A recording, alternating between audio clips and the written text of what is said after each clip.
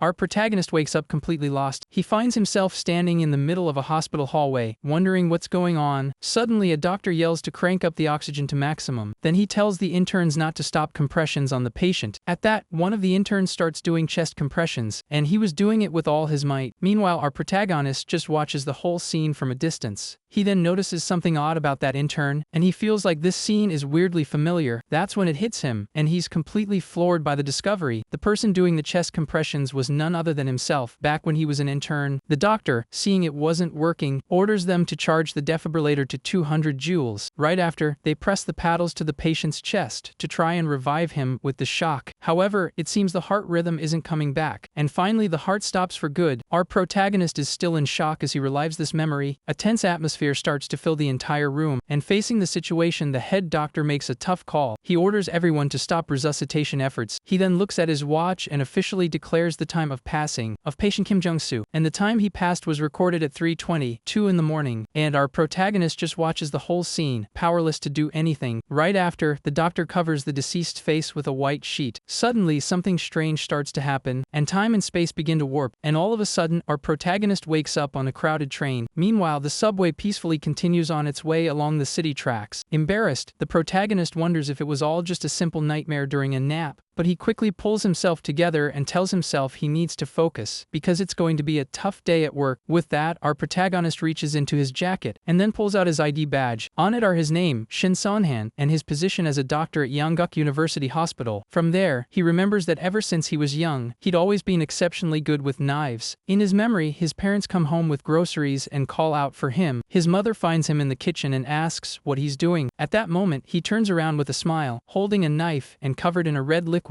His parents panic, and his mother quickly snatches the knife from his hand, but when they look at kitchen counter, they're completely stunned. The boy had actually filleted a stonefish with stunning perfection. Seeing this, his father declared him a prodigy and decided he would inherit the family's sashimi restaurant. So, the protagonist grew up naturally thinking he would take over the Shin family restaurant. However, someone he saw by chance completely changed his destiny. On a television show, Korea's greatest genius surgeon, Professor Bakyu Shin, was being interviewed. The interviewer then asks him one last question, asking for advice for medical students who dream of becoming a great surgeon. Professor Bakyu Shin thinks for a moment before answering the question. Very humbly, he says he doesn't consider himself a great surgeon yet to be giving advice. Young Seon-han watches intently as the host comments that the doctor is praised for having the hands of a god. Despite the recognition, the professor insists he still has a long way to go. He goes on to say that there's an old 200-year-old European saying that might help. According to him, to become an exceptional surgeon, 3 qualities are needed. The first is to have the eye of an eagle, the second is to possess the hand of a lady, and finally the third quality is to have the heart of a lion. Bakyu Shin explains that a doctor needs observation skills as sharp as an eagle's. Furthermore, one must be gentle and careful like the hand of a lady. At the same time, a surgeon needs the fearless determination and decisiveness of a lion. His words echo in young Seon-han's mind, leaving him completely mesmerized. To the boy, that man, Bakyu Shin, was the coolest person in the world. That interview became a ray of light for the protagonist, who had been lost since his mother's passing. He remembers a saying that a person who finds a bright light in the darkness will walk towards that light for the rest of their life. And for our protagonist, that light was becoming a doctor. Because of this, in a moment of pure determination, young Seon-han yells to his father that he's going to become a doctor. To the boy's surprise, his father rejects his dream bluntly and without hesitation, leaving him completely shocked. He then questions the reason for the refusal. After all, any father would be happy with a son wanting to pursue such a career. The man then asks what kind of family they are, leaving young Shin Seon-han totally confused. He then begins to explain that they are a family of merchants with roots in the Joseon era, established in the market for 30 years. With great pride, he boasts that their restaurant has been featured on television 12 times. On top of that, the restaurant has thousands of visitor reviews and a stellar rating of 4.89. He says all this to praise the famous Shin family sashimi restaurant. Given all this, he declares that his son's destiny is not to be a doctor, but a master of sashimi knives. The father continues, saying that Seon-han is a natural with knives, just like him, and should use this gift to continue the family business. Our protagonist argues back, saying that although he likes cutting fish, his true desire is to become a doctor who saves people with a knife. Despite his plea, his father denies his request, leaving the boy with no hope. Frustrated, young Seon-han throws a fit, questioning why he can't follow his dream when he's studying so hard for it. The father explains that's precisely the problem, because his son doesn't have the brains for studying, so he's brutally honest and says the boy takes after him and is as thick as a brick. With painful sincerity, the father apologizes but states that their family doesn't have the brains for academics, and becoming a doctor is impossible. To try and cheer him up, the father shows him a rare grouper and asks his son to fillet it. However, the boy refuses to accept this fate, and yells with determination that if he fails, he'll keep trying, no matter how many times it takes. And in a few seconds, he fillets the fish perfectly. After finishing the dish, he runs out of the house, shouting that he will definitely become a doctor. Unfortunately, reality wasn't easy, and his grades were too low to get into medical school. But he doesn't give up and promises himself he'll get into medical school, no matter what it takes. In a moment of distraction, his sister enters the room, asking him to sew her torn skirt. He initially refuses but ends up giving in and sews her skirt with impressive skill. After helping her, the protagonist kicks her out of the room, yelling that he needs to study. The truth is, besides being good with knives, he was also an excellent tailor, but his focus was on the entrance exams. On results day, he anxiously checks for his acceptance, but unfortunately, he's rejected. Unfazed by the rejection, our protagonist immediately starts studying for a second attempt, but the result is the same, and he gets rejected once again, while his dad has a bizarre celebration in the background. Even so, giving up wasn't an option, and he dedicates himself to his studies for a third and final attempt. From then on, after a lot of hard work, results day finally arrives, and to everyone's joy, a celebratory banner is hung in front of the family restaurant. With that, on his third try, the protagonist finally makes it, and takes a photo with his family to capture the moment. He had finally achieved his dream and become a medical student. Our protagonist thought nothing else could go wrong, but he had no idea what was waiting for him. Faced with a protest that shut down his university, he drops to his knees, completely devastated. The expression on his face shows all the despair of seeing his dream crumble. Defeated, he simply decides to go home and fillet some fish. After a while, we see him at a bus stop, reflecting on his uncertain future. And then he comes across a huge hospital building. It turns out the college closed, but luckily, he managed to pass the medical licensing exam, and was accepted as an intern at Yeongguk University Hospital. And this wasn't just any hospital, but one of the 5 largest and most prestigious in Korea. Yeongguk University Hospital is massive, with a flow of 8,000 outpatients a day and over 2,000 inpatients. Because of this, the medical staff is huge, with thousands of doctors, nurses, and technicians working non-stop. But what matters most to Shin Son-han is that this was the workplace of his great idol, Professor Baekyu Shine, and that was the main reason he applied to intern right there. He takes a deep breath and prepares himself, as his journey to become the doctor he always dreamed of is just beginning. With steady steps, the protagonist enters the hospital, ready for his first day of work. As soon as he arrives, a nurse calls him over, saying the patient in room 1705 is having chest pain and needs an EKG. He understands that in cardiology, a quick EKG is essential, and since it's a typical intern task, he starts prepping the patient. The test results come out quickly, showing the patient's heartbeats. Analyzing the chart, Shin Son-han notices that the results look a little different from the previous day. He takes the results to the nurse and suggests they notify the doctor in charge, but she seems skeptical and asks what's different. Our protagonist explains that it looks like atrial fibrillation, and although it's not serious yet, he thinks it should be checked by his superior. The nurse is impressed with the intern's attention to detail, even on his first shift, and comments that he'll be well liked if he keeps it up. Awkwardly, he lets out a little laugh and says he really hopes that happens. Suddenly, an older doctor shows up with a sour look on his face and asks what the two of them are chatting about instead of working. This intimidating doctor is Kim Byum-soo, a third-year resident known as Kim the Cobra. Our protagonist gets nervous and quickly bows in respect. Greeting the doctor, one of the other doctors whispers to Kim Byum-soo that the intern is from Ilwon University. With contempt, the coworker explains that it's that third-rate regional school that shut down the previous year for corruption. Kim the Cobra looks at Shin Son-han with a disdainful gaze, which makes our protagonist quite uncomfortable. Kim then gets straight to the point, asking if he checked on the patient with chest pain. Our protagonist replies that he did and hands over the EKG result. Kim Byum-soo then asks for the previous night's chart, and the intern promptly hands it over. Our protagonist explains that the previous night, the patient's heart rhythm was normal, but in the morning, it changed to atrial fibrillation. He adds that it's not serious yet, but it would be good to check it anyway. The doctor glares at him menacingly, making the intern feel like a frog about to be eaten by a snake. Kim the Cobra asks bluntly what the kid from Owun's name is, and without hesitation, our protagonist replies that his name is Shin Son-han. After a few tense seconds, the doctor smacks the clipboard in his hand, and surprisingly, he praises the intern's work, leaving him completely shocked by the unexpected reaction. Dr. Kim Byum-soo continues, saying it's great when an intern organizes everything so well and can also interpret the results results. Our protagonist breathes a sigh of relief, thinking it was worth preparing the previous day's records in advance. He knows he needs to make a good impression because although the attendings decide the final grade, the residents are the first evaluators. Kim the Cobra then drops a snarky comment, implying that someone from a defunct school would have to work way harder to be an intern there. He hands the documents back to Shin Seon-han and tells him to work hard and learn a lot before walking away. The doctor's words hit him hard, as he was basically saying there was no chance of him staying at the hospital. Kim Byum-soo explains that no matter how hard someone from another school tries, it's very difficult to survive in that competitive environment. Shin Seon-han replies that he came prepared for that, but the resident just says that's good for him. The doctor adjusts his glasses and prepares to continue the conversation. Our protagonist then asks if there would be a chance if he were chosen as the intern of the year. The question leaves Kim Byum-soo momentarily speechless. The title of intern of the year is a great honor bestowed annually upon an outstanding intern at Yongguk University Hospital. For Shin Seon-han, being chosen as intern of the year would mean his chances of becoming a full-fledged doctor at the hospital would be almost 100%. However, the other doctor butts in, asking why Kim the Cobra is giving him false hope since an outsider has never been chosen as intern of the year. Ignoring the negative comment, Kim Byum-soo says the opportunity exists and that the protagonist should work hard to try for it. Our protagonist thanks him for the guidance and bows respectfully as the doctors walk away. Alone, he fumes at the hospital's elitism but promises himself he will survive there, no matter the cost, and he doesn't just want to survive one day, he wants to take a picture next to his idol. He dreams of being recognized as an excellent doctor, just like Professor Baekyu Shine. His thoughts are interrupted by a female voice cheerfully greeting him. It's one of his fellow interns inviting him to lunch. He replies that he was just about to go and asks if she's already eaten, but she says she needs to finish a ton of paperwork first. His colleague vents that she needs to collect signatures on 5 surgery consent forms as soon as possible. Seeing the girl's desperation, Shin Seon-han holds out his hand and offers to help her get some of the signatures. She's surprised and happy with the offer, and he tells her to finish her work and come back soon. The colleague thanks him excitedly, saying he saved her life. She hands him the forms and promises to buy him coffee later as a thank you. Our protagonist gives a slight smile as he watches her walk away. He then takes the papers and starts checking which patients need to sign the forms. As he reads the names on the forms, one of them catches his eye, Kim Jung-soo. Our protagonist freezes as that name sounds very familiar. He immediately remembers the dream he had on the train, where the doctor declared the passing of patient Kim Jung-soo, and the time of passing recorded was exactly at 3:22 in the morning. He tries to convince himself it's just a coincidence and heads to the patient's room. When he reaches the door, he takes a deep breath before entering. He introduces himself and asks the patient to review and sign the consent form. Upon entering the room, he finds the patient in bed, accompanied by a woman. But when he looks at the patient's face, the protagonist is completely in shock. Graying hair, deep-set, drooping eyes, darks. They were the exact same features as the man he saw in his dream. That was definitely the same patient. He then looks at the ID on the room door and confirms the name Kim Jung-soo. The woman next to the patient asks what brings him there. A bit lost, the protagonist stammers slightly. He then composes himself and explains that he came to talk about the procedure the patient will be having that day. He then begins to explain the details to the patient and his companion. As he speaks, he tries to convince himself that it's all just a huge coincidence. His thoughts are interrupted by the woman calling his name. She asks with a worried expression if her father will be alright. Reading the form, she saw there was a risk of not making it through the procedure. Shin Seon-han reassures her, telling her not to worry, as they list all possible complications, even the rarest ones. He continues explaining that the procedure is performed more than 10 times a day, and all of last week's patients were discharged without any issues. And with a confident smile, he states that the chance of a fatal accident is almost zero. After all, this is Yongguk University Hospital, and the best doctors in Korea work there, so nothing would go wrong. The protagonist's words seem to calm the woman, who now has a more relaxed expression. She turns to her father and tells him not to be afraid, and the man nods in agreement. Our protagonist says goodbye with a smile and leaves the room, feeling more confident. Time passes and night falls over the hospital. Shin Seon-han finally finishes his shift at 8 in the evening, completely exhausted. However, his day isn't over yet, as he's on night duty. He rushes to the intern dorms to try and get some rest before it starts. When he gets there, he finds one of his roommates sweating while lifting weights. The muscular roommate is training hard, and the sound of the weights echoes through the room. He lifts the bar with impressive strength. Our protagonist recognizes his roommate, Kim Jun-wook, and asks if he was working out. The guy replies with a smile that he can't skip his workout, or he'll lose muscle mass. He then comments that Shin Seon-han looks terrible and the protagonist collapses onto the bed, explaining that the day was extremely hectic. Kim Jun-wook then asks if he's heard the story going around the hospital. He says that every March, when the new interns arrive, a major incident always happens at the hospital. Our protagonist, lying in bed, tells him not to jinx it, as he's hoping for a quiet shift. His roommate agrees, and they both hope for a calm and incident-free night. Lying in bed, our protagonist can't stop thinking about the dream where patient Kim Jung-soo passed away. He shoots up, startled, trying to shake off these ridiculous thoughts. But the worry won't leave him alone, and he gets out of bed, determined to do something about it. His roommate sees him grabbing his lab coat and gets confused. He asks if Shin Seon-han is going to study, and the protagonist replies that he needs to research something. His friend sees that he's reading a book on coronary heart disease, and is surprised that someone would study during their internship. Our protagonist thinks that although things probably won't happen like in the dream, he needs to be prepared for that 1 in a million chance. The clock shows it's almost 2 in the morning. While his roommate sleeps soundly, Shin Seon-han continues to study and research late into the night. He dedicates himself to his studies while his friend sleeps on the top bunk. After a long time, he stretches exhausted, complaining that it's hard to study after so long. Suddenly, the hospital's PA system announces an emergency code. The message reports a cardiopulmonary arrest on the 17th floor, West Wing, and all interns are summoned. Shin Seon-han yells for his roommate Jun-wook to run as they both bolt down the hospital corridor. The situation is a CPR, the biggest emergency that can happen in a hospital, where the patient's life hangs by a thread with every second. Their colleague, Yeon Seo, appears, running and yelling for them to wait for her at the elevator, and joins them. Inside the elevator, one of the interns comments that the patients on the 17th floor were stable earlier, while Yeon Seo says she has no idea who had the cardiac arrest. As soon as the door opens, the group of interns runs desperately down the hall towards the treatment room. Upon arriving, they are met with a furious doctor's shout. The doctor scolds them harshly for being late when a patient's life is on the line, asking if they're already slacking off after just 1 month as interns. They all bow an apology, and the doctor orders one of them to take the ambu bag while the others get ready for compressions. Our protagonist knows that chest compressions must continue for at least 30 minutes unless the patient regains spontaneous circulation. One of the interns starts chest compressions on the patient while someone else uses the oxygen bag. Suddenly, Shin Seon-han realizes something terrible. The patient on the gurney is exactly Kim Jung-soo, the same man from his nightmare. Our protagonist is utterly terrified, wondering how this is possible and if his dream is really coming true. At that moment, the head doctor orders them to charge the defibrillator to 200 joules and for everyone to clear the patient. The doctor applies the shock to the patient's chest in an attempt to revive him. Unsuccessful, he orders them to charge the defibrillator again, and another electric shock is applied to the patient. To everyone's relief, the heart rhythm finally returns to normal. The heart monitor shows stable beats and the emergency situation is declared over. The interns breathe a sigh of relief after all the tension, but the head doctor gives them no rest and gets everyone's attention. He warns them that the later they arrive, the less time they'll have to save the patient. Then, the doctor decides to test the intern's knowledge and asks how often the ambu bag should be squeezed during intubation. The young doctors hesitate, not knowing the exact answer. The doctor taunts them, saying they can't even answer a simple question. Our protagonist realizes the situation can't go on like this. He raises his hand and confidently answers that when the airway is secure, the ambu bag should be squeezed once every 6 seconds. The doctor looks at Shin Seon-han with a serious expression, but says nothing. The protagonist feels a bit tense, waiting for the doctor's reaction. The doctor continues the interrogation with increasingly specific questions. He asks about the diastolic pressure during compressions, and our protagonist answers correctly. The intra-arterial blood pressure during diastole should be above 20 millimeters of mercury. The doctor then questions the amiodarone dosage for a shockable rhythm. Shin Seon-han replies that the first dose is 300 milligrams, and then 150 milligrams should be administered. After the series of correct answers, the doctor is silent for a moment. With a smirk, he praises Shin Seon-han, saying at least one person here is on the ball. Our protagonist thinks to himself that he only managed to answer so quickly because the scene from his dream kept replaying in his head all day. The doctor then turns to the other interns and scolds them for not knowing the basics. He gets especially ticked off at the Yeonguk grads, asking if they aren't embarrassed to be outdone by someone from a defunct university. The other interns are clearly embarrassed by the scolding. The doctor then yells for them to get out of his sight. As they walk down the hall, Shin Seon-han's colleagues comment that the situation ended quickly and that Kim the Cobra let them go early. The muscular friend complains about the doctor's terrible personality and says he hates him so much he'll never go into internal medicine. Our protagonist feels relieved that patient Kim Jung-soo is safe, but at the same time he has a strange feeling that he's forgetting something important. The image from the dream comes back to haunt our protagonist. He looks at his phone and sees it's 2:40 in the morning. He remembers remembers that the time of passing in the dream was at 3:20. 2. The events of the dream have already played out exactly once, and if the dream comes true again, patient Kim Jung-soo will be gone in 40 minutes. Determined to prevent this, he tells his colleagues to go on ahead. They ask where he's going, and our protagonist replies that something about the patient is bothering him. His colleague Yeon-seo decides to go with him and asks what's unusual about the patient. The two of them run back to Kim Jung-soo's room. The patient is sleeping peacefully with the help of a ventilator. Shin Seon-han asks his colleague if she noticed anything strange about the patient, and she tries to remember. She then recalls passing him in the hallway earlier that day, and the patient smelled like cigarettes. The information surprises our protagonist. The girl explains that she wondered if the smell was really coming from the patient, but got distracted by other tasks. Shin Seon-han reflects that smoking isn't something that causes an immediate problem, but if the patient couldn't resist the addiction even before heart surgery, it shows how severe his dependency is. With this new clue in mind, he rushes to the medical cart's computer to check the patient's file. Accessing the records, he discovers alarming information about Kim Jung-soo's health. The patient's file shows an 80-pack-year history of smoking, an absurdly high number that shocks our protagonist. The guy from Ilwoon turns pale as he realizes the man's situation is much more serious than he imagined. And to make matters worse, the chart reveals the patient has hypertension, diabetes, and dyslipidemia. Basically, every possible risk factor for blood vessels. On top of all that, his heart's ejection fraction is only 35%, which means its pumping capacity is severely compromised. His colleague Yeon-seo is shocked and comments that with a chart like this, it wouldn't be surprising if complications arose, and Shin Seon-han agrees with her. He then explains that the procedure the patient had is to unblock the heart's arteries. In this procedure, a small metal tube called a stent is inserted to keep the artery open, but since it's a foreign object in the body, problems can occur. Given this information, he wonders how the patient ends up passing away in the dream, since he had stabilized earlier. Desperate, Young Seon-han tries to force his mind to remember any crucial detail from the dream that he might have forgotten. As he pulls his own hair in frustration, a sudden memory flashes in his mind. He remembers a specific term he heard in the dream: refractory ventricular fibrillation, a malignant cardiac arrhythmia that doesn't respond to shocks or medication. He panics because he knows that if this condition manifests, the chance of the patient not making it is extremely high. Faced with the urgency, our protagonist draws Yeon-seo's attention to the heart monitor and points to something strange on the graph. The intern explains that the rhythm is changing slowly and that there are some weird waveforms that look like noise. The girl confesses she can't see the difference, but now that he's mentioned it, it does seem like something is wrong. Without a second thought, the guy from Ilwoon runs out of the room to alert his superiors about the imminent danger. His colleague Yeon-seo is left behind, completely shocked by the gravity of the situation. When he finds his superior, the news of the patient's worsening condition hits like a bombshell. Kim Byung-soo gets angry and questions if the intern is trying to lecture him just because he got a little praise earlier. Our protagonist tries to explain, stammering, but the doctor cuts him off sharply. Kim the Cobra continues his lecture, asking how he's supposed to interpret a newbie trying to give advice to an experienced resident. Young Seon-han is frozen with fear, not knowing how to react to the doctor's fury. The older doctor glares at him with a look of pure contempt and anger. Then he gets up from his chair and pokes the intern's chest aggressively with his finger. The doctor yells, asking who gave him permission to assess a patient's condition on his own, and tells him to just do as he's told. Defeated, the kid regrets opening his mouth and thinks he should have kept quiet, since he's no superhero who can see the future. But to our protagonist's surprise, the doctor asks what the situation is, leaving our guy completely surprised. Kim then challenges him to give his opinion, since he's so insistent on having one, and asks sarcastically if diagnosing and treating aren't basic skills for a doctor. He then pressures him, asking if Shin Seon-han is scared to take responsibility now that he's spoken up. Our protagonist realizes there's no turning back and decides to see it through. So, Young Seon-han shouts that he believes the patient might need an ECMO procedure. The suggestion completely catches the resident off guard, who asks what that is. ECMO is basically a life support machine that replaces the function of the heart, considered the last hope for terminal patients. Kim Byung-soo is utterly perplexed, wondering what's going through the intern's head to suggest something so extreme. He then taunts him, asking if the kid has ever seen an ECMO at his third-rate college or if he's just repeating something he saw on TV. The older doctor explodes with anger, yelling that the machine isn't a miracle cure and is only used as a last resort. The guy from Ilwoon defends his point, explaining that due to the patient's precarious condition, the chance of a serious complication is real. Kim the Cobra just gives a mocking smile, finding the whole situation hilarious. To finish, he asks with disdain if the newbie's opinion is that a recently stabilized patient is just gonna have the worst possible arrhythmia out of nowhere. Without hesitation, our protagonist confirms his opinion with a loud highs, while inwardly he can't believe he actually did that. The guy from Elwoon knows that challenging a proud resident won't do him any good and that his evaluation in internal medicine is already toast. But to our protagonist's surprise, Kim gives in and admits that the possibility raised by the intern isn't entirely impossible, leaving the kid confused. Faced with the situation, the doctor picks up the phone from the desk and calls another doctor to confirm if he's on duty. Young Sonhan and his colleague Yeon Seo exchange glances, not understanding the resident's sudden change of heart. Sometime later, patient Kim Jong-soo is transferred to an ICU room, and there he is placed under intensive care and constant monitoring. Back in the room, the intimidating doctor informs them that he has already notified thoracic surgery and moved the patient to the ICU, then asks if the intern is satisfied. Our protagonist, with a smile of relief, thanks his superior for his actions. Kim Byung-soo comments that he's never seen a newbie like him before, and that he will definitely remember his name. He then repeats the name Shin Seonhan with a serious expression to emphasize that he won't forget. After the warning, the doctor turns and leaves the room, leaving the two interns alone. As soon as he's gone, his colleague Yeon Seo lets out a huge sigh of relief that all the tension has finally passed, and then gets super excited and congratulates him, saying he was amazing for standing up to Kim the Cobra like that. Our protagonist replies that he doesn't even know where he found the courage and is now worried about the consequences. As they walk down the hall, the girl says she thought his actions were really cool, surprising the guy with the comment. She continues the praise with a smile and says he looked like a real doctor. Young Seonhan gives an awkward laugh and shyly thanks her for the compliment. Back in the ICU, the heart monitor shows that patient Kim Jong-soo's condition remains stable, so the two interns sit by the bed to watch the patient closely. The hours pass and the clock now reads 3:02 in the morning. The intern gets anxious because, according to his dream, the second cardiac arrest should happen soon, but nothing seems to be changing. Yeon Seo starts dozing off in her chair and slumps right onto our protagonist. The girl vehemently denies she was sleeping while our protagonist is dying of pain. Seeing how tired she is, the guy from Ulwoon suggests they head back to the dorm, but she asks if they aren't going to watch the patient anymore. He replies that they've checked enough and that maybe he was worried for nothing. With a sense of relief, the kid prepares to leave, taking one last look at the peacefully sleeping patient. However, the moment he turns, the monitor's alarm goes off and they both look back, completely shocked. A nurse panics when she sees the graph and yells that the patient is in ventricular fibrillation, calling for urgent medical help. In response to the situation, the emergency alarm blares throughout the ICU, indicating the immediate need for CPR. The nurse calls for a doctor, but our protagonist is frozen for a moment as he sees his nightmare becoming a reality. He then snaps out of it and runs towards the patient to start the life-saving procedure. The intern yells for his colleague Yeon Seo to get the oxygen bag while he prepares for chest compressions. As he positions his hands on the man's chest, he can hardly believe that the content of his dream was real all along, and completely terrified by the situation, he wonders how he's going to handle it all. The emergency alarm echoes throughout the hospital, and soon after, Kim the Cobra and another doctor come running down the hallway. Upon entering the room, Kim Byung-soo's colleague is startled and confirms the patient is in ventricular fibrillation. The older doctor realizes the gravity of the situation and yells for them to switch places with him so he can take over compressions. With that, Kim the Cobra starts chest compressions with all his might, while the guy from Ilwoon just watches the scene. At that moment, it clicks for our protagonist, and he remembers that the situation is exactly the same as in his nightmare. The memory of the dream comes flooding back, with all the medical team shouts and the same desperation in the air. It dawns on the kid, and he realizes that the scene he saw in his dream is repeating itself perfectly right in front of him. One of the other doctors checks the monitor and reports that the heart rhythm hasn't returned and asks them to stop compressions for a moment. Without wasting time, Kim Byung-soo orders them to charge the defibrillator to 200 joules and applies the shock to the patient's chest. Shin Seonhan watches everything terrified, because if the situation continues to follow the dream script, patient Kim Jong-soo is going to be gone right there in front of him. Meanwhile, outside the ICU, the man's daughter cries inconsolably, calling out for her father. The intern has a vision of the patient, already lifeless on the gurney, with the medical team around him, unable to do anything more. He then feels completely helpless and wonders if he was unable to change the future even though he knew what was going to happen. But suddenly, an authoritative voice yells for everyone to get out of the way, surprising young Seonhan and his colleague. A thoracic surgery team rushes in the ICU, pushing the ECMO machine. Our protagonist is filled with hope because the only people who can save the patient in this desperate situation have finally arrived. The team is led by thoracic surgery specialist Song Yoo-ju, a doctor with a serious and determined demeanor. With Without wasting a second, the surgeon approaches and asks how long they've been trying to resuscitate the patient. Young Seonhan answers frantically that it's been 6 cycles, totaling 12 minutes of chest compressions. With that information, Song Yoo-ju prepares for the procedure and tells everyone to step back as they will be using both femorals. Right after, a green surgical drape is quickly thrown over the patient. The drape covers the lower part of Kim Jung-soo's body, leaving only the thigh area exposed for the procedure. The medical team then begins inserting the ECMO equipment to try and save the man's life. The surgeon instructs her assistant to start on the medial side to access the vein first. A needle is carefully inserted into the patient's thigh region. Upon pulling the plunger, blood fills the syringe, confirming the vein has been successfully found. Soon after, Song Yoo-ju asks for the guide wire, and her assistant promptly hands it to her. The thin metal wire is then passed through the needle into the blood vessel. Looking at the ultrasound, one of the doctors confirms that the guide wire has reached the inferior vena cava,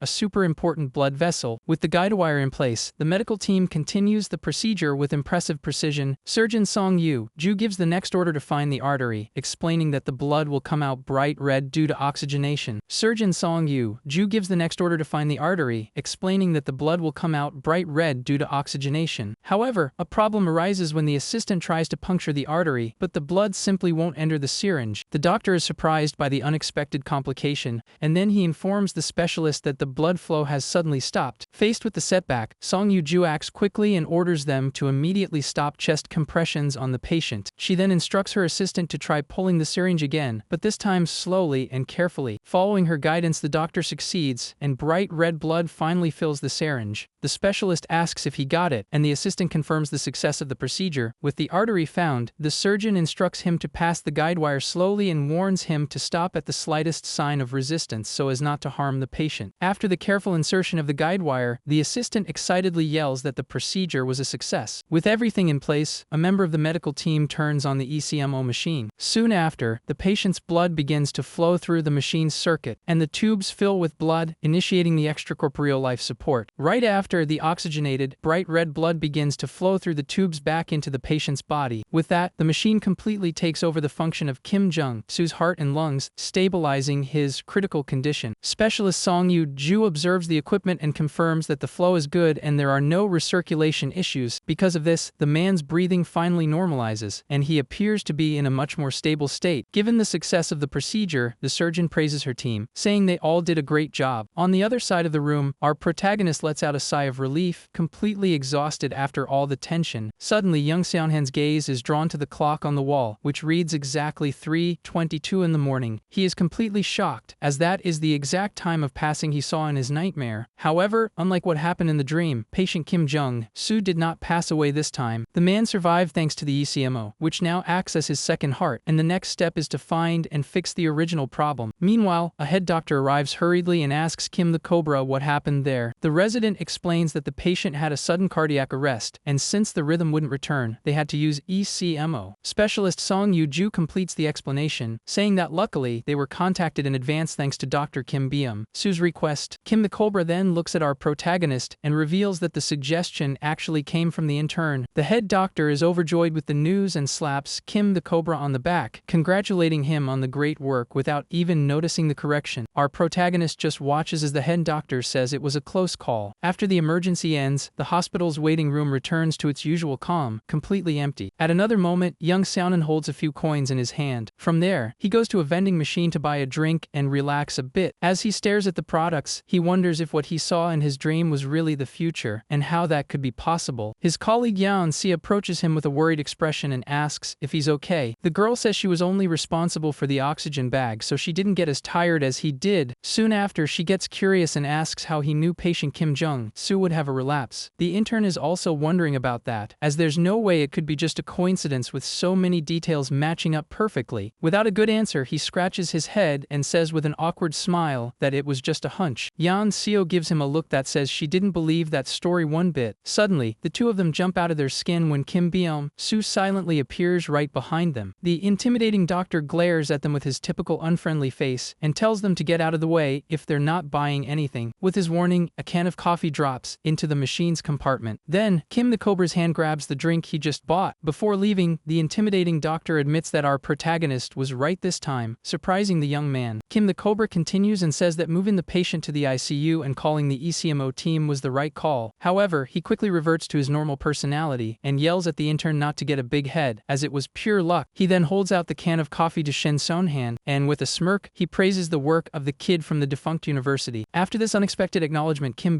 Soo turns and walks away, leaving the two newbies behind. They stand there, speechless, holding the drink the resident gave them as a gift. Suddenly, his colleague Yeon Seo lets out a super excited scream, startling our protagonist. The girl says the guy from Woon just received a confession and explains that Kim the Cobra has never given anything to anyone before. She continues the joke, saying that getting a drink from him is practically a declaration of love, and young Seonhan is completely terrified by the idea. After all the confusion, the intern looks at the can of coffee in his hand, still processing everything that happened. He still can't understand what that dream was and how it showed exactly what was going to happen.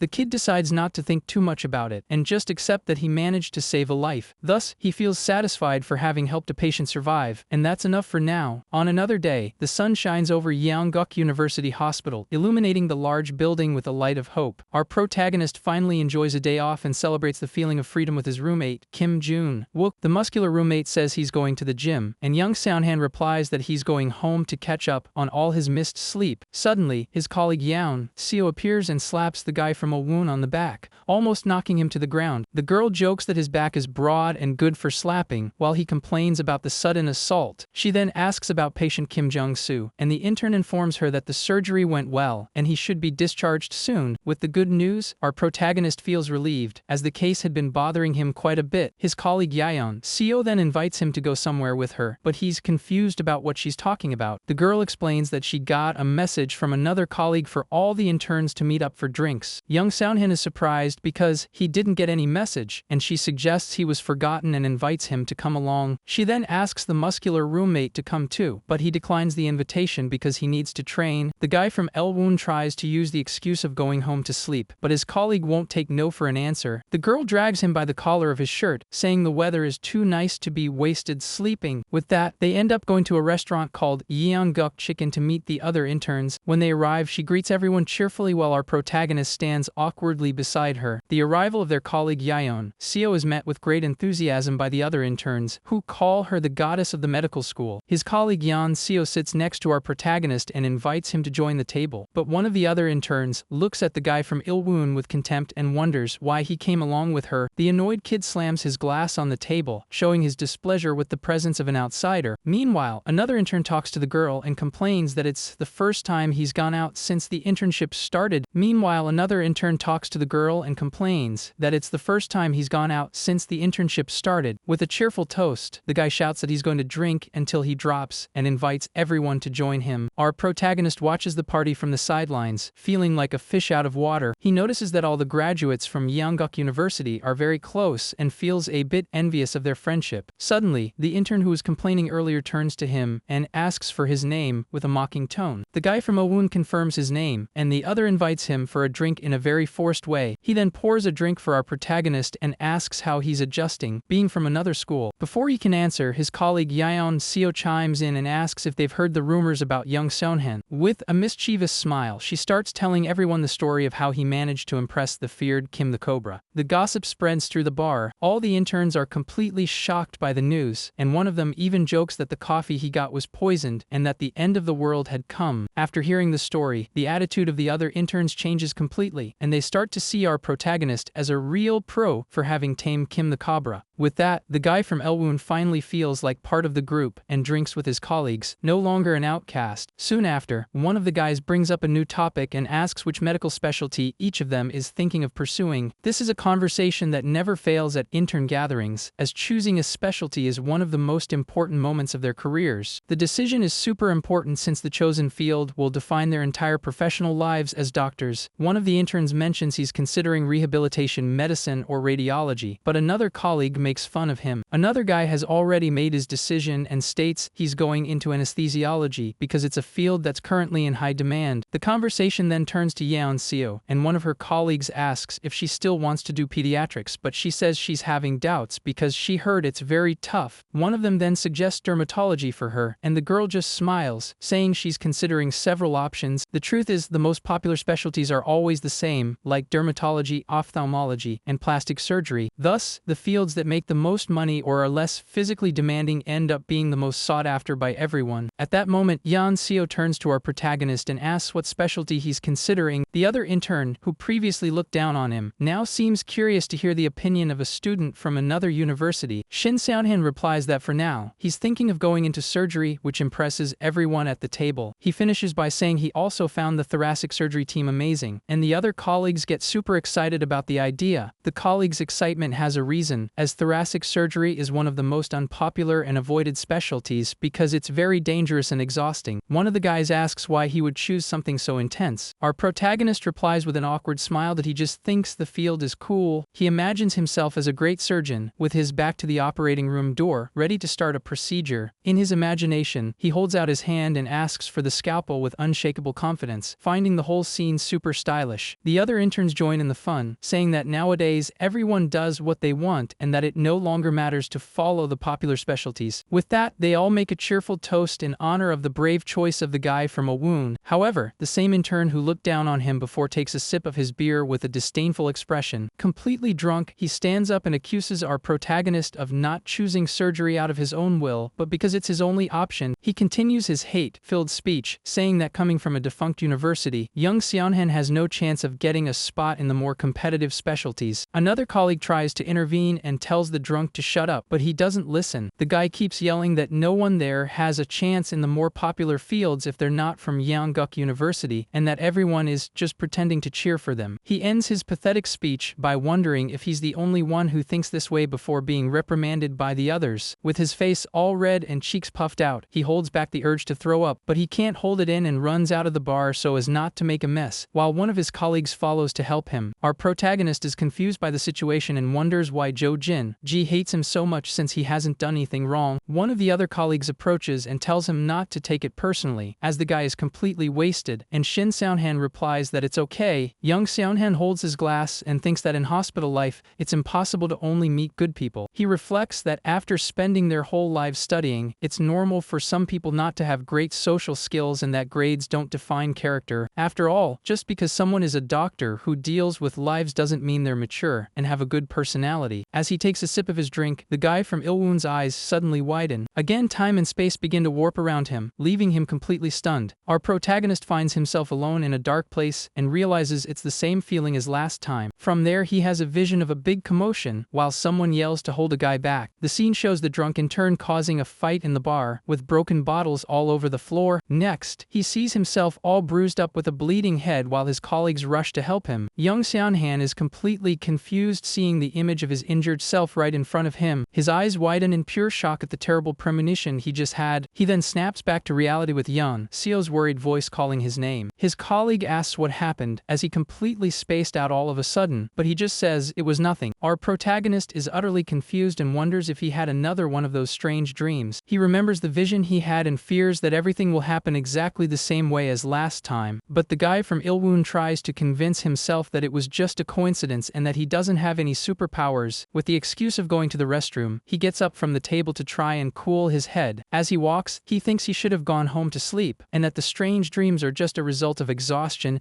Once outside the bar, he decides the mood has already been ruined by the drunk colleague, and that he'll say his goodbyes and leave. Suddenly, he spots a stack of drink crates and realizes they're the same ones he saw in his premonition. At that exact moment, Jo Jin, the drunk intern, returns to the bar, struggling while the others try to hold him back. In the midst of the chaos, the guy loses his balance and bumps into the stack of crates. Just as it had happened in his premonition, the glass bottles then fall and shatter on the floor, making a huge noise. The fall causes a big mess. mess, and the other colleagues rush to help Jo Jin-ji, who fell in the middle of it all. Yun Seo approaches worried and asks if Young Seonhan is okay, and he replies that he is. However, when he looks to the side, he sees that the drunken intern got cut by the glass shards, exactly as in his vision. Shocked, he realizes the same thing happened again and starts to question if he really has the power to see the future. Back at Yongguk University Hospital, Young Seonhan tries to organize his thoughts. He jots down in a notebook everything he's figured out about his premonitions so far. The first thing he notices is that the visions happen suddenly, and time around him seems to stop. The premonitions always show incidents and accidents that are about to happen near him, and the time between the vision and the actual event is irregular, ranging from minutes to a full day. For now, he's only had 2 visions, so he can't be sure, but he fears this will become more frequent, as hospitals are full of accidents. With this new reality in mind, he squints with determination. From now on, he will have to make a choice every time he has a new vision, and with a pen in hand, he needs to decide whether he will change the future with his own hands or simply let things happen. He then writes in his notebook with a serious expression on his face. With his choice, he can change the future and save lives. Thus, the hectic month of March comes to an end, marking the beginning of a new phase for our protagonist. On another day, the intern brings a food tray to one of his patients, a friendly elderly lady. The old woman is sad to hear it's his last day in that department, and Young Seonhan is surprised she knows. With a gentle smile, he reassures her, saying he's not going far, just to another department in the same hospital. The elderly patient compliments the intern's hands, saying they are so soft that the blood draw doesn't hurt at all. As he preps her arm, the guy from Owoon promises it will be quick and painless. As always, with impressive precision, he hits the lady's vein on the first try. Shin Seonhyun celebrates the success and then says the procedure is already over. The old woman then laments that he's leaving, as she had plans to marry him off to her granddaughter, and our protagonist plays along. She guarantees that her granddaughter is the spitting image of her, and Young Seonhan, curious, asks the girl's age. The old lady proudly replies that the girl is 11 years old and already knows her multiplication tables, putting the young man in an awkward spot while the other patients laugh. Leaving the room, a nurse praises him, saying he's gotten very good at drawing blood. She explains that you can tell an intern's talent for procedures right from their first rotation. The nurse is referring to all sorts of medical tasks, from the simplest to the most complex surgeries. According to her, skill in small tasks is the foundation for performing major surgeries, and it all starts in the internship. Awkwardly, our protagonist asks how he did in her opinion, and if he's at least average. With a smile and a thumbs up, she states that, honestly, he has the best hands she's ever seen on a doctor. The nurse finishes her praise by saying he's also great with patients and will surely be a good doctor in whatever field he chooses. Her words move him so much that he even pretends to cry, and she jokes that he's also good at being full of himself. As they walk down the hall, the nurse asks where he's going for his next rotation, and our protagonist prepares to answer. However, a voice calls him kid from the defunct university, and Young Seonhan turns to see who it is. To his surprise, it was Kim Byum-soo, who was staring at him with a serious expression before offering him a drink. He then leads him to a break area with some vending machines. Kim the Cobra then hands him a can of coffee and asks the intern to follow him for a moment, and the young man thanks him. Completely confused, the resident asks if this is his last day in internal medicine, and Young Seonhan confirms that his next rotation will be in emergency medicine. Hearing the answer, the older doctor grimaces and warns that the ER will be tough because it means dealing with some guy named Yeo Bong Chil. He then asks if the kid still plans to go into surgery, and our protagonist confirms his plan. The guy from Owoon panics, wondering how the news spread so fast, and realizes there are no secrets in that hospital. Kim Byum-soo then says that's good because if he had chosen internal medicine, the doctor would have destroyed him. Our protagonist gives a nervous laugh and jokes that after hearing that, internal medicine sounds quite appealing, but Kim the Cobra yells at him to get lost. After the strange conversation, the intern tosses the empty coffee can into a nearby trash can. Kim the Cobra then gives him one last piece of advice, to work hard in the other departments and not to embarrass him, since he was his first supervisor. With a faint smile, the intimidating doctor finally admits that the kid did well during that month. Young Seonhan is absolutely beaming with the compliment and celebrates with a huge grin on his face. Our protagonist reflects that he never imagined developing this kind of relationship with the prickly Dr. Kim Byum-soo. From there, he heads to his new challenge at the emergency medical center. Faced with the new department, the guy from Elwoon already feels completely exhausted before even starting. A total of 8 interns were assigned to the emergency room, and they must work in 24-hour shifts, divided into groups of 4. However, to Young Seonhan's misfortune, he soon discovers that his team is the real problem. The first member of his group to appear is Oh Jung-won, the most senior intern and known for being a major slacker from Yongguk University. To complete the dream team, the useless Jo Jin-ji is also on the team, and to make matters worse, his hand is in a cast. Our protagonist is completely devastated and wonders why, of all the people in the hospital, they had to be on his team. Oh Jung-won starts scolding Jo Jin, saying that of all places to get hurt, he had to break his hand. With a mocking smile, the injured guy explains that he'll have to stay like this for a month and therefore won't be able to do any heavy lifting. The lazy colleague gets annoyed and says that if he can't work, the others will have to do his job for him, but Jo Jin replies that he'll handle the consent forms. Shin Seon panics as the emergency department is already famous for being extremely difficult, and with an injured team member, the situation has become a full-blown catastrophe. Oh Jung-won then asks our protagonist what they should do, and the guy from Ilwoon replies that they just need to work hard. The lazy intern stares at him with a strange expression and says he's trusting everything to him, leaving young Shonhen completely confused. To our protagonist's despair, his two colleagues lean on him and declare him the team's ace, saying they're counting on him to carry the team on his back for the entire month. The guy from Ilwoon thinks this is not good at all, as he's always had bad luck with group projects since college. Suddenly, as he asks to pass, he gets a shock when he sees a giant hamster dressed as a doctor right in front of him. Confused, the intern rubs his eyes hard, thinking he's hallucinating from exhaustion. But when he looks again, he realizes it wasn't a hamster but a girl with short hair and a serious expression. The other colleagues greet her cheerfully and reveal that her name is Damn, and that she's also on their team. The girl then bows formally to introduce herself to the rest of the team. Oh Jung-won then explains to our protagonist that she is royalty at Yongguk University, leaving the guy completely confused. He continues his explanation, saying that her entire family, since her grandfather, are professors at their medical school. Because of this, all the professors at the hospital know her and treat her specially. At that moment, Oh Jung-won shows 2 bags full of drinks that he bought for everyone. With a smug smile, the lazy colleague explains that he bought bread and drinks to please the professors, and that this is what social skills are all about. Our protagonist then tries to be nice and offers one of the drinks to his colleague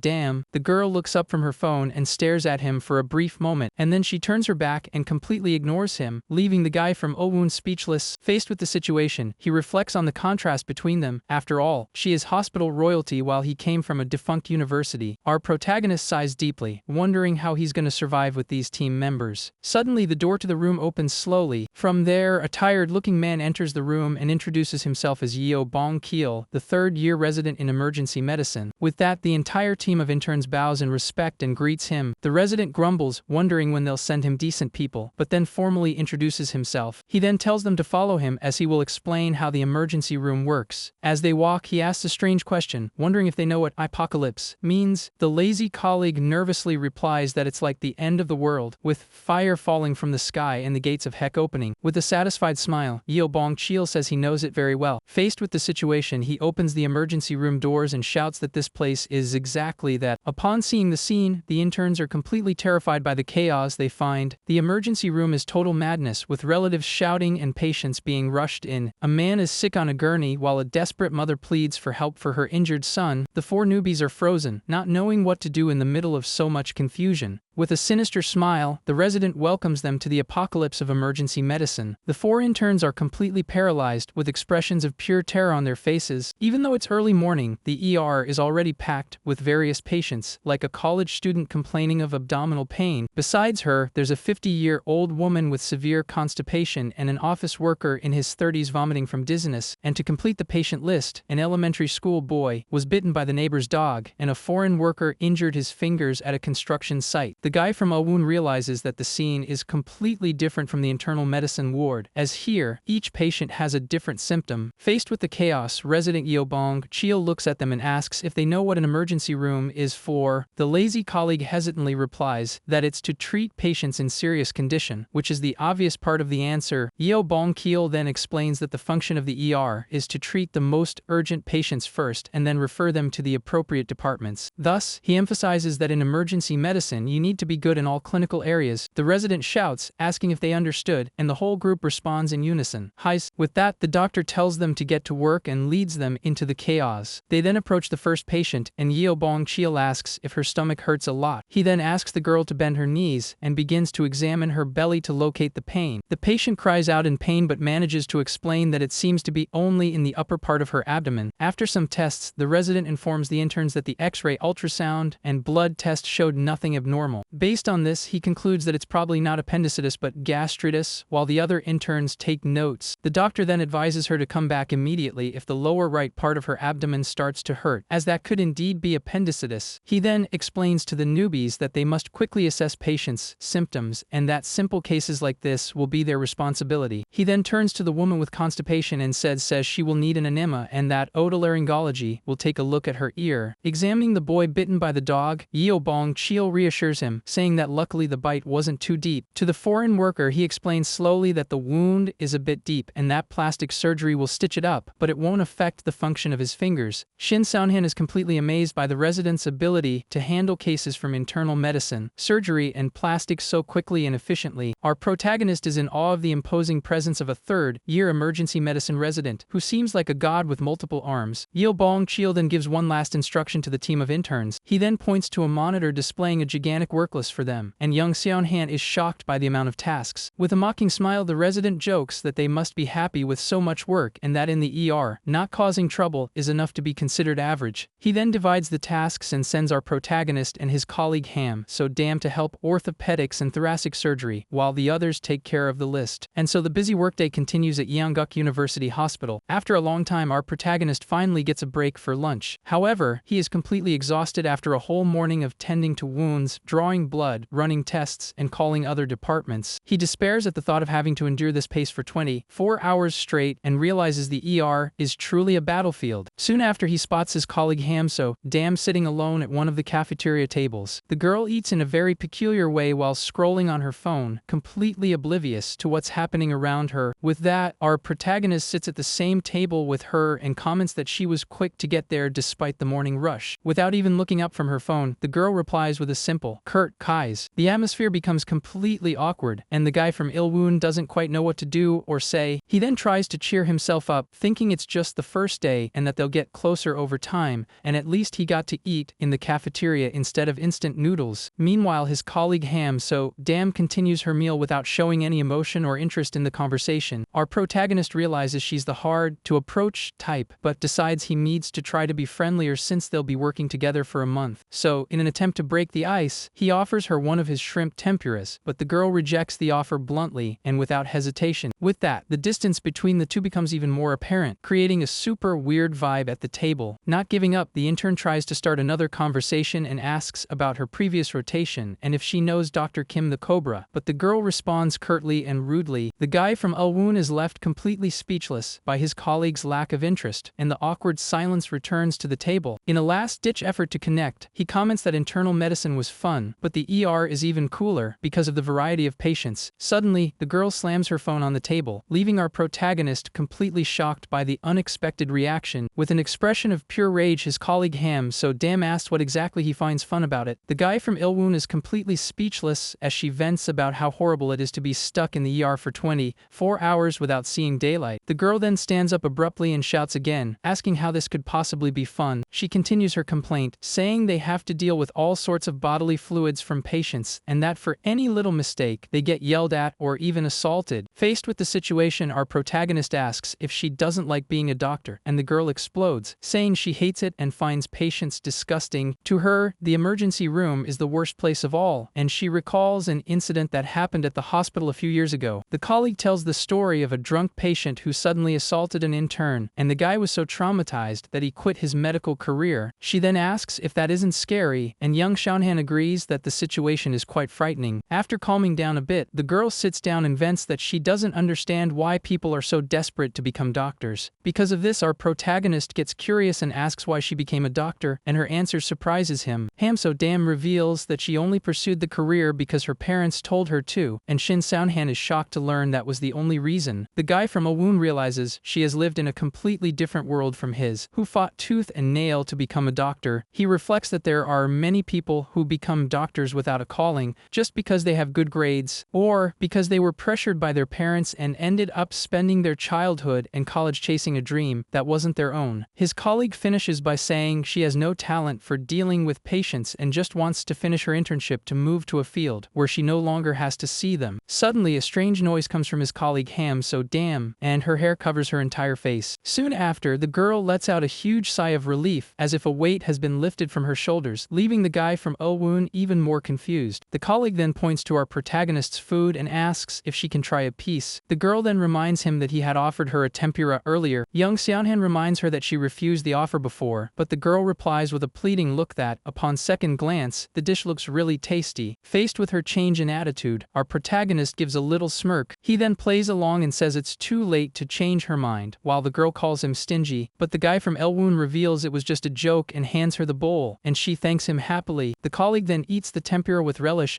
and our protagonist realizes that despite her unusual personality, the girl is very honest and direct. Thus, he feels relieved as he feels that in the end, they will be able to get along during the internship. Time passes and night falls over Yeongguk University Hospital. Elsewhere, resident Yeo Bong-chil is in his office, typing on the computer. He is filling out the first week evaluation form for the interns and starts with the guy with the injured hand, Jo Jin-ji, who isn't even worth evaluating. Next, he evaluates the lazy colleague, Oh Jung-won, saying that he is fast and has good skills but always takes shortcuts and slacks off at work. Finally, it's his colleague Ham So-dam's turn, and the resident sighs, as she is a headache for being hospital royalty. The doctor thinks her work ability is weak and that although she seems smart, she keeps making the same mistakes, perhaps due to a lack of confidence or not being suited for the profession, but he decides that it doesn't matter if she's a professor's daughter or the president's, the evaluation must be fair, so he gives her a C. Lastly, it's our protagonist's turn, and the resident admits he doesn't fully understand him yet, as he's doing better than expected. Yeo Bong-kil was worried about him being from a closed university, but his skills are better than most of Yeongguk's graduates, and what stands out most is his dedication. However, the guy from Elwoon also doesn't stand out as an obvious elite, so his evaluation is a bit more complicated. Thus, the resident concludes that for now, the intern's evaluation is ambiguous, and the second week in the ER begins. At another time, our protagonist asks the lazy colleague if the 3 sets of blood cultures have been done yet. Oh Jung-won dodges the task, saying he needs to change a dressing and leaves the kits ready for Young Seonhan to do the work when he has time. The patient in question is an elderly woman, and the guy from Ilwoon already realizes it won't be easy to find a vein on her. He then accuses the lazy colleague of pushing the task on him on purpose, but the other just plays dumb and tells him to do the job. Suddenly, the intern with the broken hand comments that their colleague Ham So-dam has been gone for a while and wonders where she went. Soon after, a furious shout echoes down the hospital hallway, startling the 3 guys. They then spot an intimidating-looking man shouting and pointing aggressively at their colleague Ham So-dam. The girl is completely terrified by the situation, with tears streaming down her face, and completely frozen with fear she cowers, unable to react to the man's shouts. The furious man yells that she turned his father's arms into a pincushion and that he can't understand how a doctor could fail for 20 minutes while the patient is burning up with a fever. Meanwhile, the intern with the broken hand comments that his colleague finally got herself into a mess, and that drawing blood should be an easy task for her by now. Arterial blood collection is one of the most common tasks for interns but also one of the trickiest, and it's normal for them to mess up and end up being yelled at by patients. Faced with the situation, the man loses his patience and yells for a nurse to come draw his father's blood. The nurse tries to explain that since it's an arterial blood test, the procedure must be done by a doctor, but the man gets even angrier and says that someone who can't even draw blood isn't a real doctor. With that, he raises his fist menacingly and shouts that he can't calm down and that he came to this hospital because of its good reputation but is now completely disappointed. Jo Jin-ji finds the whole scene pathetic and wonders what the point of being royalty is if she can't even do a simple procedure. Faced with the situation, our protagonist decides to intervene and runs towards the commotion. He approaches and says he will draw the blood in her place, leaving the man and his colleague completely surprised. The man then glares at him and asks if he's a doctor, and the guy from Ilwoon confirms with a smile. Soon after, Young Seonhan grabs a rolling chair to prepare for the procedure. As he approaches the patient, he apologizes and explains that it can be a bit harder to find veins in larger patients like his father. But the guy from Ilwoon quickly turns the situation around and says with a smile that he was actually thinking of his own father, who is also a big guy. However, this is a blatant lie as our protagonist's father is actually quite thin. The truth is, arterial blood tests are not affected by physical build, and what the intern is doing is building a bond of trust with the patient and his companion. With that, Young Seonhan turns to the patient and, in a calm voice, asks him to sit up a bit, as this test is very necessary. The man's son gets angry and threatens the intern, saying he will tear the whole hospital down if he makes his father suffer again. The guy from Ilwoon tries to stay calm and assures him there's nothing to worry about, but inwardly he knows he's still a newbie and not perfect. He reflects that unlike his colleague, who spent her first rotation in pathology, he gained a lot of practical experience in internal medicine. To start the procedure, he asks the patient's son to press firmly on his father's right wrist to stop the bleeding. The man obeys without question and holds his father's wrist with gauze to stop the bleeding from where his colleague tried to puncture. Then, Young Seonin adjusts the patient and asks him to stay as still as possible so the procedure can be quick. Looking at the man's arm, our protagonist understands the son's anger, as the wrist area is all bruised and unusable. Arterial blood gas collection is usually done by puncturing the radial artery in the wrist, which is deeper than the visible veins on the skin. Because of this, the doctor needs to feel the artery's pulse with their fingers to know exactly where to insert the needle. However, the patient's arm is so badly bruised that it's impossible to feel any pulse in that area. Faced with the problem, he realizes the only option is to look for a spot a little higher up the arm and wonders if he can get it on the first try. At that moment, he remembers the incredible skill of surgeon Song Ju, who seemed to have an ultrasound built into her fingers. The specialist managed to find a collapsed blood vessel without a second's hesitation during the ECMO procedure. With this inspiration, the guy from Ulwon is filled with determination and tells himself he can't be the kind of doctor who fails to find a vein that's right under his fingers. The guy from Elwoon uses his fingers to feel the patient's arm and manages to feel a very faint pulse slightly above the bruise, which leads him to deduce where the artery should be. With that, he concentrates as much as possible, trying to find the exact location of the artery, and even mentally asks for it to appear. Suddenly, he finally feels the pulse very clearly, right under his fingers. Our protagonist mentally celebrates having finally found the exact spot for the puncture. He then warns the gentleman that it's going to hurt a little and asks him to hang in there for just a moment. The intern then inserts the needle very carefully, hoping the artery doesn't move. Meanwhile, the patient's son watches everything with an expression of pure tension, wondering if the young man is performing the procedure correctly. Shin Seonhim becomes apprehensive as the blood isn't entering the syringe as quickly as it should, and he questions if the artery is deeper than he thought. The tension in the air rises, and the patient's son starts to get irritated again, while Hamso Dam watches with concern. But suddenly, bright red blood starts to fill the syringe, and our protagonist lets out a sigh of relief for having succeeded. The collection is a success, and the syringe quickly fills with the necessary amount of blood for the test. After collecting the sample, the intern transfers it to an appropriate vial to be taken to the lab. With a satisfied smile, he announces that the procedure is already finished, leaving the patient's son completely shocked by the speed. The guy from Elwoon then jokes that they went through all that stress just to get a little bit of blood. The patient's son is impressed and comments that last time it hurt a lot, but with young Seonhan, he only felt the initial prick and didn't even notice the blood being drawn. The man is super impressed with the intern's skill and even tries to give him a tip, but the young man embarrassedly declines. To defend his colleague, he says that she is also a great doctor, but that everyone has bad days. With that, the mood lightens, and the patient's son feels relieved and thanks him for the good work. Suddenly, resident Yeobong Chil comes running to the scene to see what was happening. He asks about the blood draw and says he even brought an ultrasound since the female intern couldn't find the vessel. Our protagonist informs him that he has already finished the procedure, leaving the resident completely surprised by the news. Yeobong Chil then asks how he managed to find the vessel, and the guy from Ilwoon explains that he felt for it by hand, shocking the doctor. Faced with the newbie's skill, the resident is impressed and admits that he's not bad at all. Despite the compliment, the doctor advises him to wait for the ultrasound next time, as it was luck that he got it on the first try. He then turns to his colleague Hamso Dam, who looks down, completely ashamed. The expression on the girl's face shows all her frustration and sadness for having failed the procedure. The resident lets out a long, tired sigh, not quite knowing what to do with the situation, so he tells her to go to the restroom to cool her head and calm down a bit. The girl obeys and bows in respect before leaving the area, and with slow steps, the intern walks away towards the exit of the emergency center. Resident Yeobong Chil lets out a tired sigh and asks our protagonist to look after his colleague so she doesn't end up being treated as a malig. The word malig is short for malignancy, and among doctors, it's a derogatory term used to refer to someone with a bad reputation in the department. In other words, a colleague no one wants to work with, and being labeled as such is the worst thing that can happen to a professional in the field. At another time of day, a blue sky with white clouds adorns the hospital landscape. A girl who was on the ER's backup team drinks a yogurt and asks the guy from Ilwoon to take good care of her colleague Hamso Dam. The intern then finds the backup colleague sitting on a bench and comments that he feels bad just looking at Hamso Dam's situation. The girl then reveals that, to be honest, their colleague has been going through a tough time since college, as she was silently excluded by her peers. Our protagonist is surprised, as he imagined that being royalty, she would be super popular in college, but the backup colleague explains that this was exactly her problem. Because of her status, any little mistake she made was a reason for others to criticize her and embarrass embarrass her parents, and with that, she became increasingly shy. Young Seonhan understands the situation, as he knows that psychological pressure can make anyone mess up, and for someone with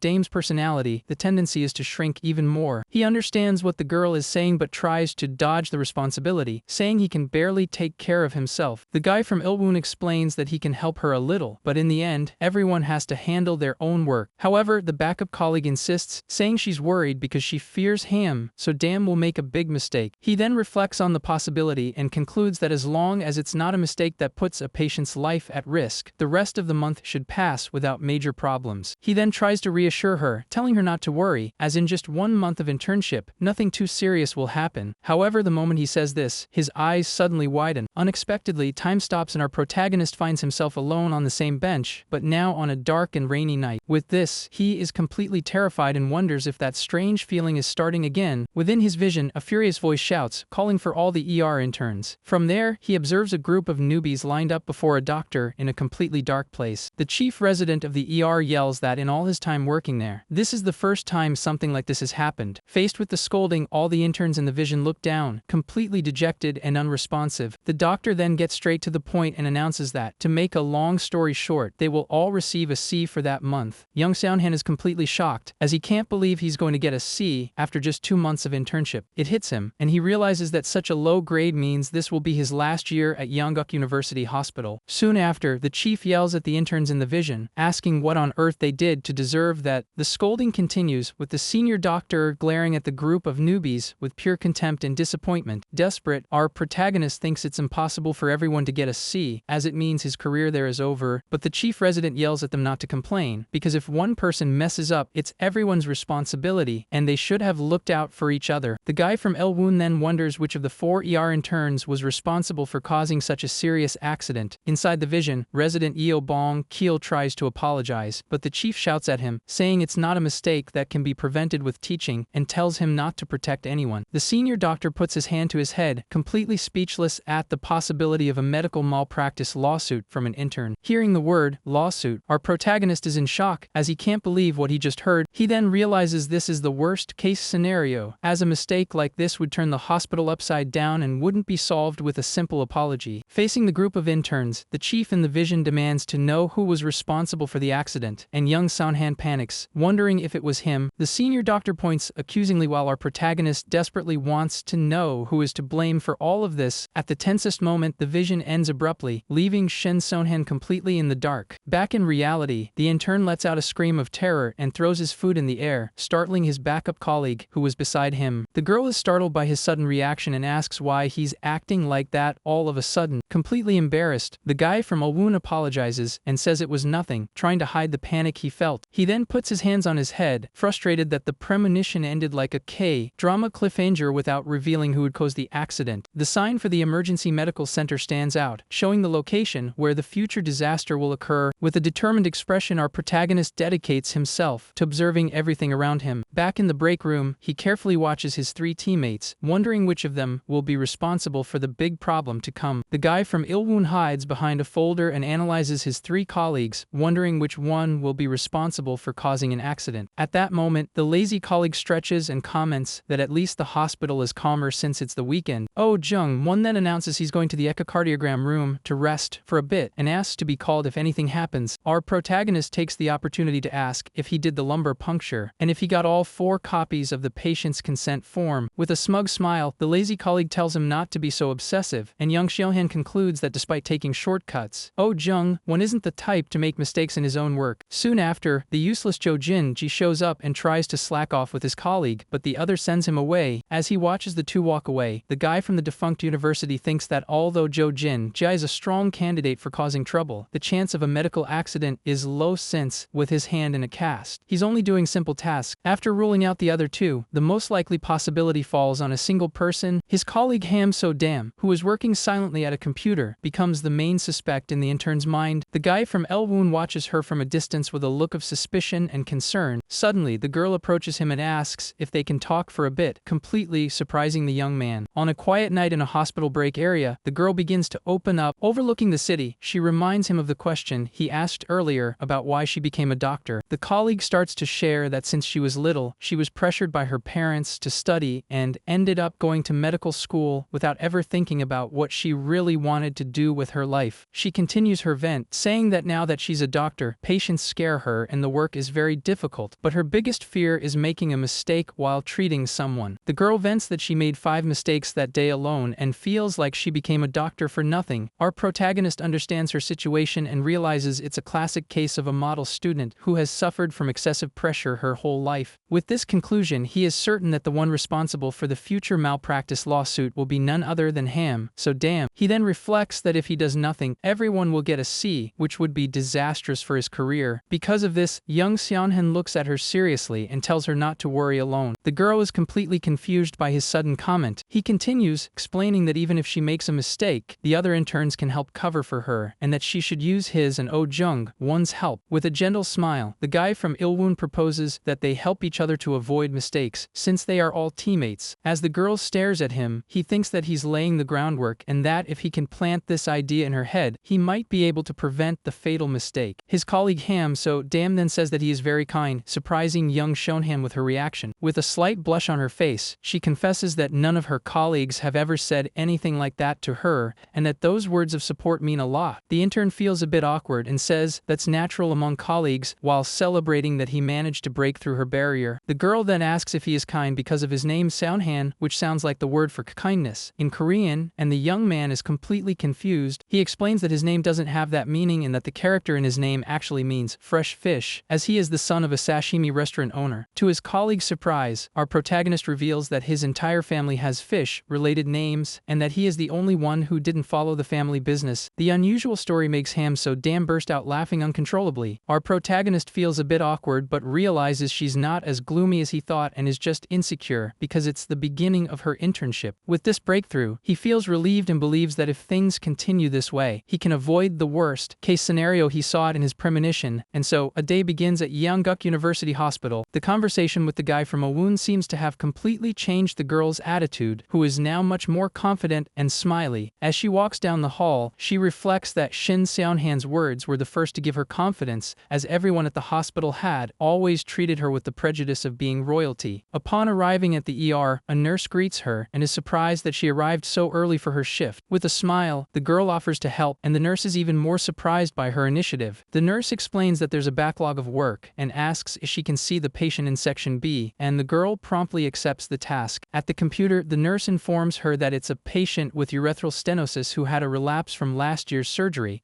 and has been waiting for 20 minutes because the other doctors are busy. Reading the patient's name, Wang Jin-ho, the intern feels like she's heard that name somewhere before. The nurse explains that the first step is to drain the urine from his bladder and asks if the girl can perform a clean intermittent catheterization or if she needs to call another doctor. The procedure involves inserting a catheter through the urethra to drain urine and is common in patients with urethral or nerve problems who cannot empty their bladder on their own. The colleague becomes worried as she knows that 20 minutes is a long time for a patient in this condition and that his bladder must be full and painful, with the risk of bursting. The girl then remembers Shin Seonhan's words about helping each other and decides that to be useful, she needs to gain more experience with patients. With a determined smile, the girl accepts the responsibility and says she will do the procedure herself. From there, she prepares all the necessary materials for the catheterization. With the supply cart in hand, the girl heads to the patient's room with newfound confidence. Upon reaching area B7, she pauses for a moment to prepare herself. The colleague takes a deep breath and tries to calm down, reminding herself that she learned all of this in college and there's no reason to be nervous. With that, she pulls back the curtain, apologizes for the delay, and informs the patient that she will drain his urine. But upon seeing the patient, a young man with blonde hair and a celebrity-like appearance, she is completely shocked. The girl can't believe what she's seeing and is left completely speechless. The patient in question is none other than King Jino, a mega idol and global K-pop star. The intern is completely flushed and can hardly believe her luck at finding a K-pop star in the ER first thing in the morning. Suddenly, the young man calls her doctor, snapping her out of her trance. Completely desperate, the young man begs to be saved as his bladder is about to explode. The idol's image warps in her mind, and he appears as a desperate rapper singing about his bladder bursting. With the patient's shout, the girl finally returns to reality and tells herself to get it together, as he is just a patient who needs treatment. She then begins the procedure and asks how he is feeling, and the young man complains of a terrible pain in his stomach, explaining that he was fine after the surgery, but the problem has returned. With a confident smile, the girl informs him that the urologist will see him soon, but first, she will empty his bladder. The young man thanks her, embarrassed, and the intern asks him to take off his pants and lie on the bed. However, the moment he starts to undress,